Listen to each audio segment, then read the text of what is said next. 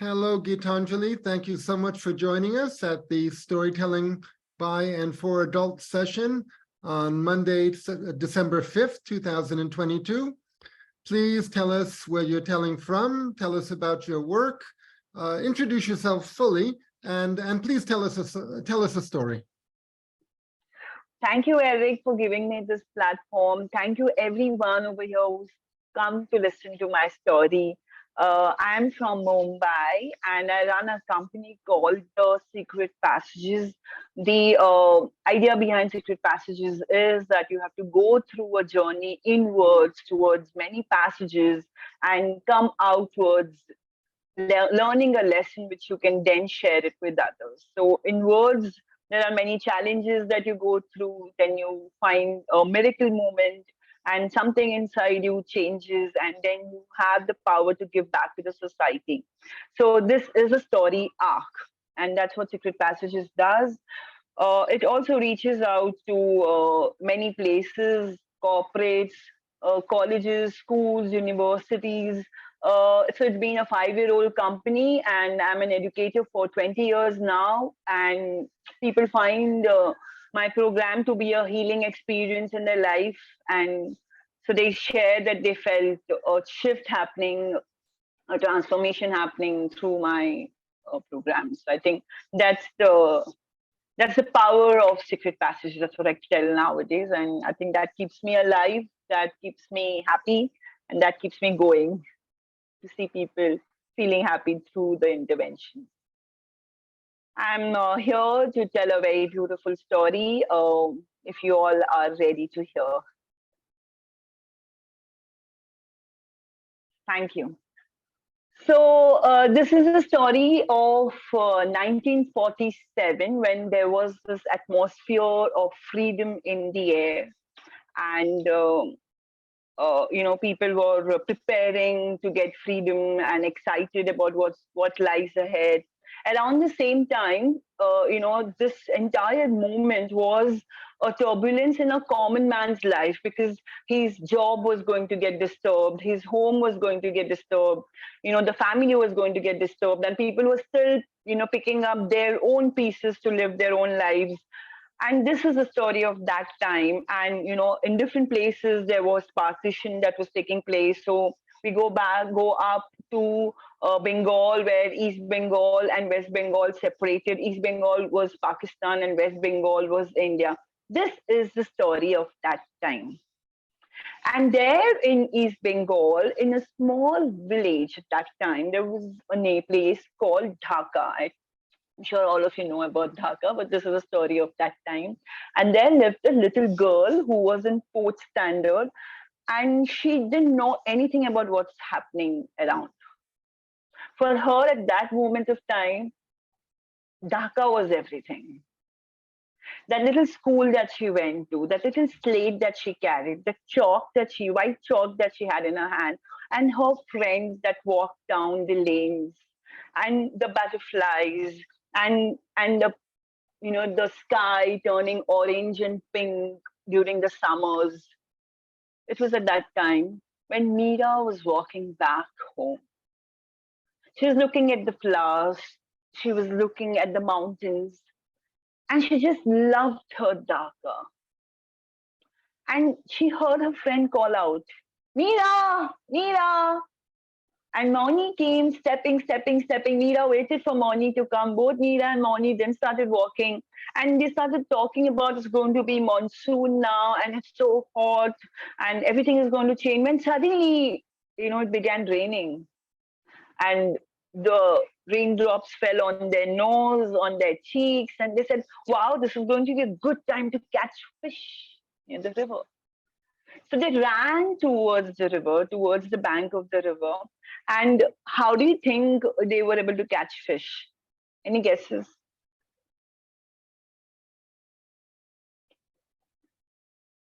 So they threw their stole, their dupattas into the water. They tied knots on both the sides. And then they were waiting for a very long time. It could be the longest wait ever because they were just patiently waiting for a fish to fall upon it. And there were ripples there because the raindrops were falling into the river. And these ripples were shaking the fish that was swimming there. And top the fish fell into the stole. And that was Meera. So Meera became very excited. Moni was still waiting for her good luck. And Meera said, I got one roe, tiny fish. And then they waited for some more time. And then the second one, rohu, and into the stone. Meera took both of them and she tied it like a little basket in her hand and she ran home. She didn't even wait for Moini. She stepped on the stones and she climbed up the hill. She climbed down the hill amongst the trees, and the leaves, frost crisps, were breaking down and falling on her face down, and she crushed on them and she walked. And she was so excited. She had 7 people in her home. Her 5 brothers and her, and then her mom, and then yes, her dad. So there were 8 of them, and only 2 tiny fish. So they're all going to get one morsel of each.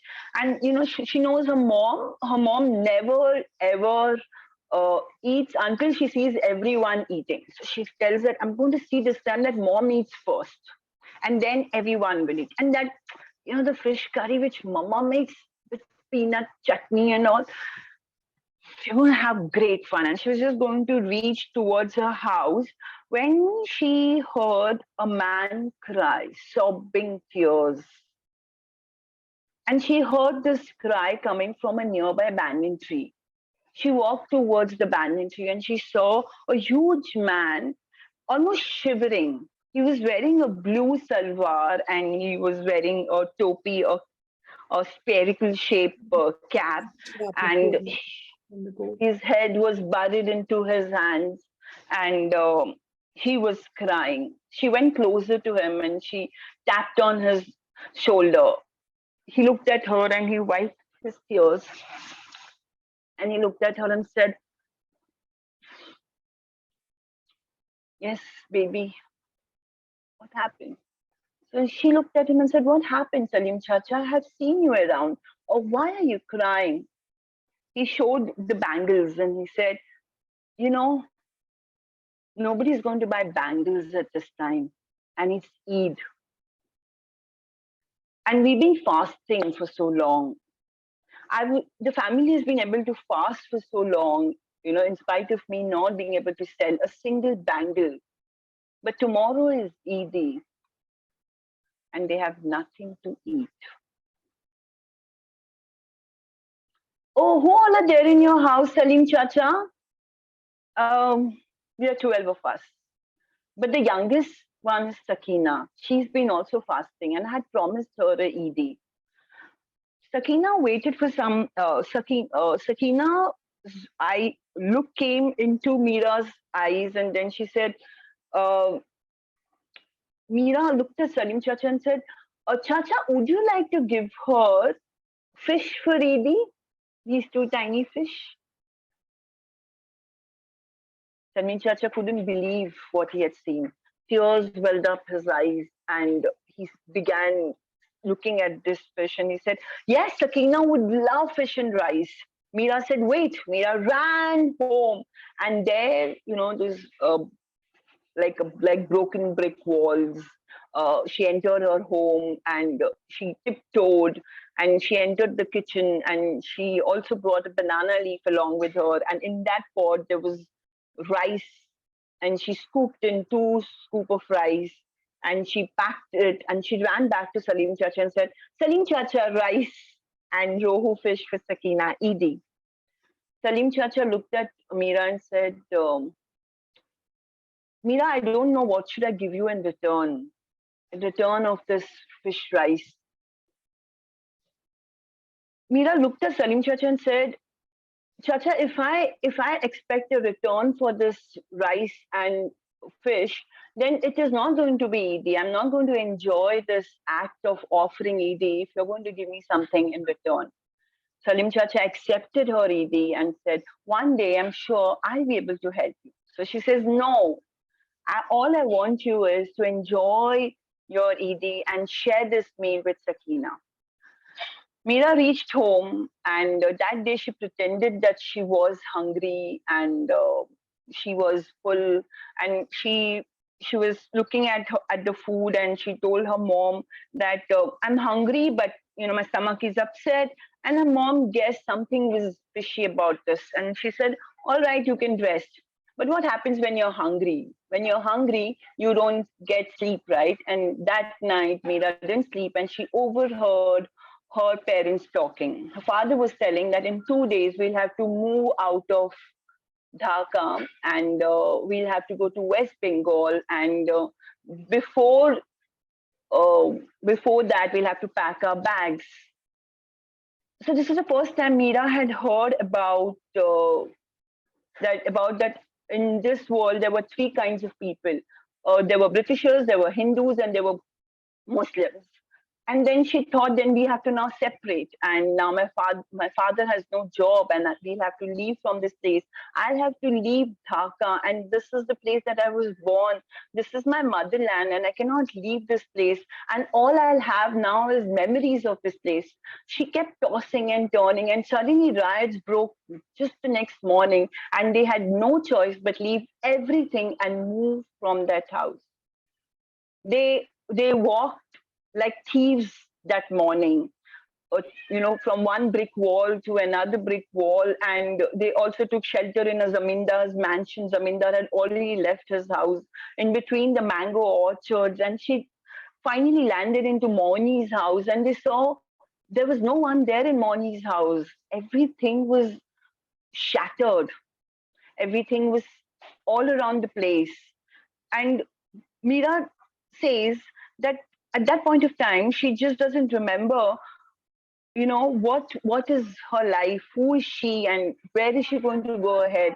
She thought to herself, will she ever meet Moni in her life now? As they moved ahead, they reached another spot, and at that point of time, someone called her and said, Mira, wait. She turned to see it was Salim Chacha. Mira's father pulled Mira behind and said, "No." And Mira said, "No, this is Salim Chacha. He's my friend."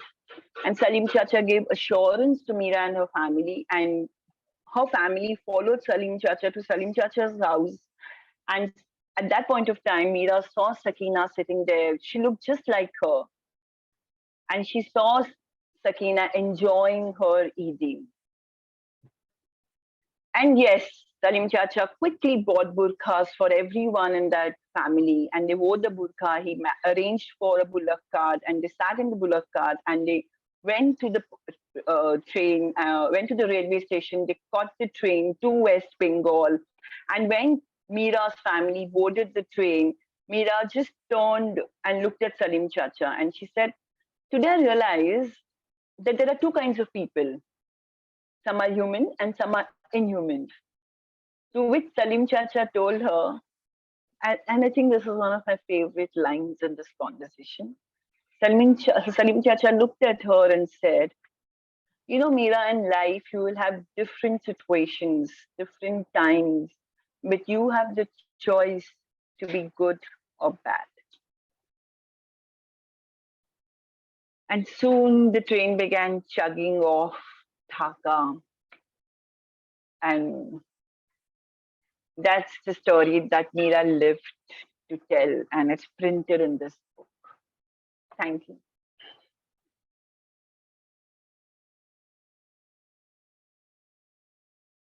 Okay, thank you very much. Got to go now. That was fab. Angelita, thank you. Need to go. Thank you so much, Eric. I'll see you soon. Bye. Sure, thank you.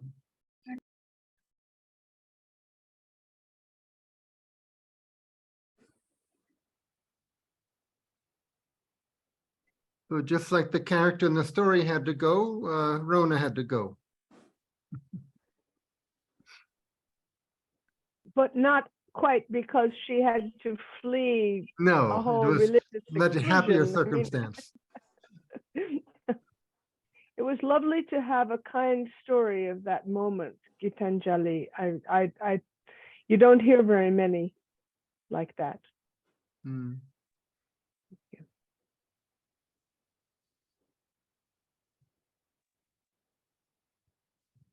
And I love the story for the plain idea that, how organically we stumble upon things, and then we reach out to help, and, something bounces back in the universe to help you as well.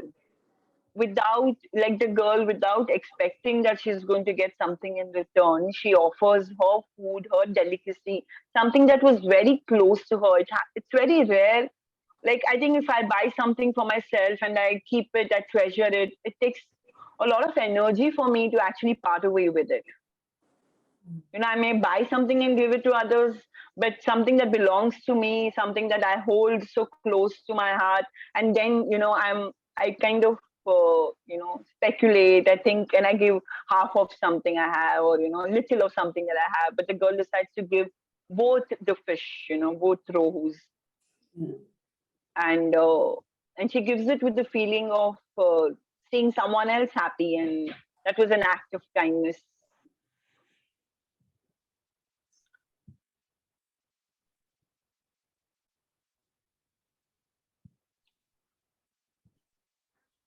So I have shared this story in recent times in Hindi, and I've shared it in different schools for with children between the age group of grade 8 and grade 10.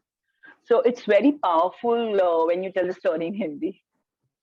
And the whole idea about ED, and about Salim Chacha, about the bangles, and about the giving and the taking, and the lines that come in the form of Hindi is more resonating, So yeah,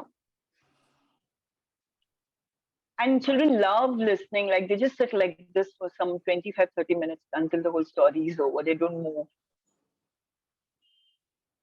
Hmm. Could you remind us of the origin of the story, where it comes from? Yeah, the story is from this book, Something Happened on the Way to Heaven by Siddha Murti. The story is not written by Siddha Murti. It's 20 inspiring real life stories. It's an anthology.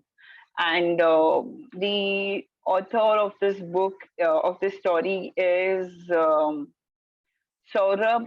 Sorry, I think it's some. So it's Drishti Dasgupta. And the story is told to Drishti by her grandmother, who is Meera. So it's in first person in the book. Oh, Lovely. thank you. And it's quite long. Yeah. Yes, Lalita.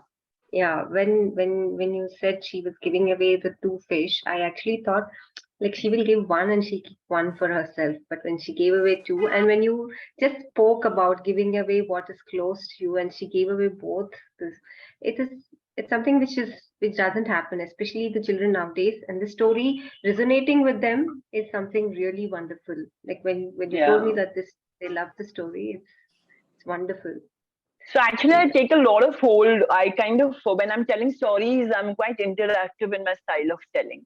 So I ask, do you all remember, the year when we got freedom? So then they say 1947. Then I tell them other things that happened during that time, little things that happened. So actually, this is all not there in the book. So I bring these parts of those times, and then I go and enter Dhaka, and then I talk about this little girl who lived there, and her life, her daily life, and then we enter the story. And then I stop the story at 2-3 intervals, and we have a conversation around the same.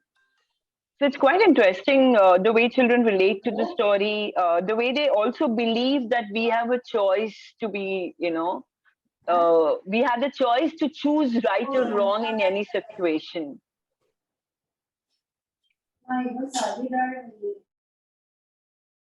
Yeah, so that's what I love about the story. And there are many times when the girl's impression about the world keeps changing, like from living in that small land Dhaka, then thinking that there are so many kinds of people, like there are Britishers, there are Hindus, there are Muslims, and then thinking there are two kinds of people, there are humans and there are inhuman people, and then thinking that in all situations, you have the choice to be what you want to be.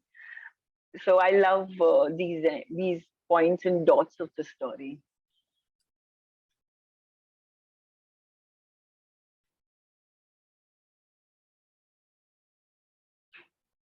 Thank you, everyone, for listening. Thank you. Thank you for reminding us to be in the present. Great.